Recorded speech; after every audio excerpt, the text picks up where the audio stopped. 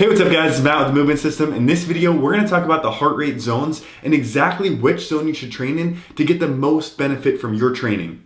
Maybe you just got a new running watch and it tells you your heart rate and you're wondering what heart rate you should be training at. That's exactly what we're gonna cover. We're gonna talk about the specific benefits to each zone of training and how much time you should be spending in zone 2 versus zone 3, 4, or 5. Let's go ahead and dive into it. The heart rate zones are based on your maximum heart rate, so it's important to know that before you get started. The basic equation to estimate maximum heart rate is 220 minus age. For me, at 27 years old, that would mean that my max heart rate is estimated to be about 193 beats per minute.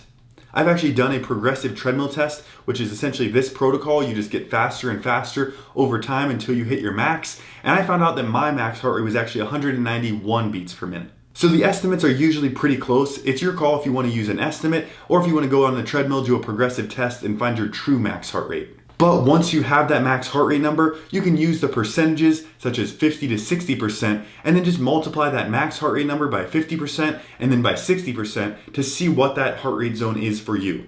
To start off, we have zone 1, and zone 1 is really just a recovery zone. For most people, it's not very time efficient. You would have to spend hours training in this zone to see a big aerobic benefit. This training zone could be beneficial if you were training for a really long distance event like an ultra marathon, or if you were just using it for recovery to aid in blood flow and recovering from your other training.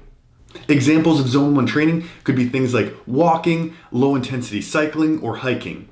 Moving into zone number 2, we have true aerobic training. Zone 2 training involves intensities of 60 to 70% of max heart rate. For someone like me with a max heart rate of around 190 beats per minute, that works out to around 114 to 133 beats per minute. Training in this zone should feel fairly easy and comfortable. This would be considered your comfortable pace that you can maintain for a really long time. The type of training that we do in zone 2 is often called low intensity steady state or LISS training. This could involve a light jog, cycling, or any other type of aerobic training that involves a relatively low heart rate, can be done for a very long period of time, and provides those true aerobic benefits like upregulating your fat burning and providing those base cardiovascular adaptations. Overall, zone 2 is really good for doing long distance aerobic training. Next, we have zone 3, which would be considered moderate intensity. This training zone involves working at 70 to 80% of max heart rate. This zone is kind of a gray area where it's not true aerobic training and it's not high intensity anaerobic training. This is kind of right in the middle, and this is where a lot of people end up doing a lot of their training because it feels kind of hard but not too hard. A good time to use zone 3 training is for threshold runs, for example 20 to 30 minutes around your race pace if you're training for a 5K, 10K, or half marathon. If you're doing a half marathon, you might do 2 or 3 or 4 of these threshold efforts. These zone 3 threshold efforts can make up a portion of your training, and they become more important as you get closer and closer to your race day. However, we don't want to spend all of our training in zone 3. There's a good bit of research on training intensity distribution, and what this largely shows is that too much training at threshold and not enough at lower aerobic intensities and at higher intensities may not be as effective as a polarized training model. A polarized training model involves spreading your intensity out to where you have a large portion of aerobic training, largely in zone 2, and then some true high intensity training.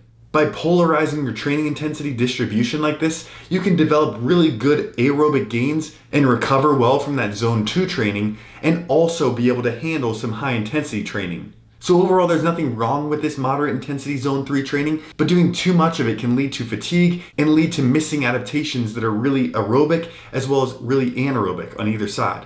And that leads us into the benefits of zone 4 training.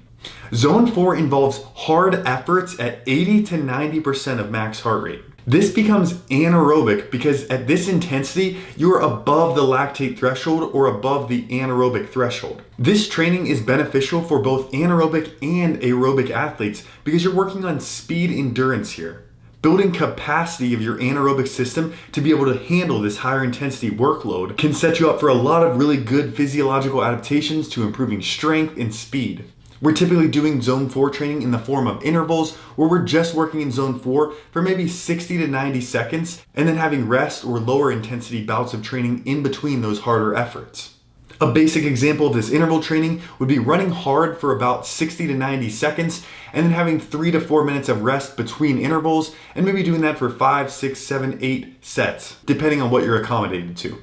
This type of training can be really fatiguing, so you may want to start with just once a week of these higher intensity intervals. And that leads us into our last zone, which is zone 5. And this is true high intensity work.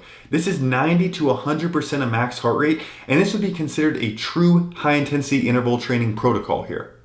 To work at this high of an intensity, we're typically doing shorter intervals of maybe 20 to 30 seconds of running. And to hit these really high heart rates, that typically needs to be a sprint or something resisted, like resisted bike sprints. Because the intensity is so high here at 90 to 100% of heart rate max, these interval training sessions are usually fairly short. In order to keep your intensity high enough to actually be effective in hitting that zone 5, you want to have adequate rest between sets. For example, working for 20 seconds and resting for a full 3 to 4 minutes.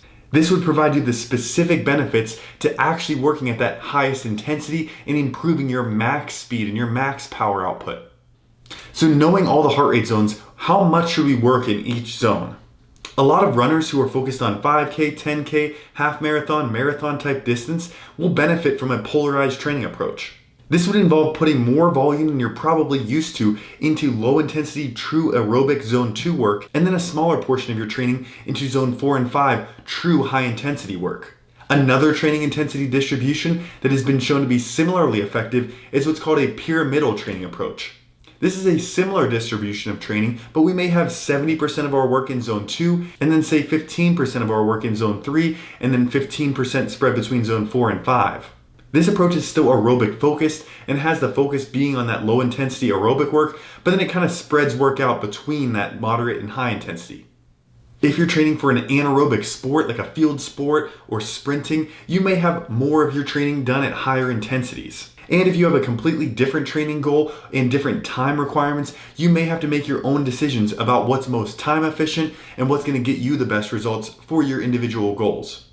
Drop a comment below to let me know what you're training for and what approach you're going to be using, and we'll have a discussion in the comments and try to help each other out figuring out the best approach.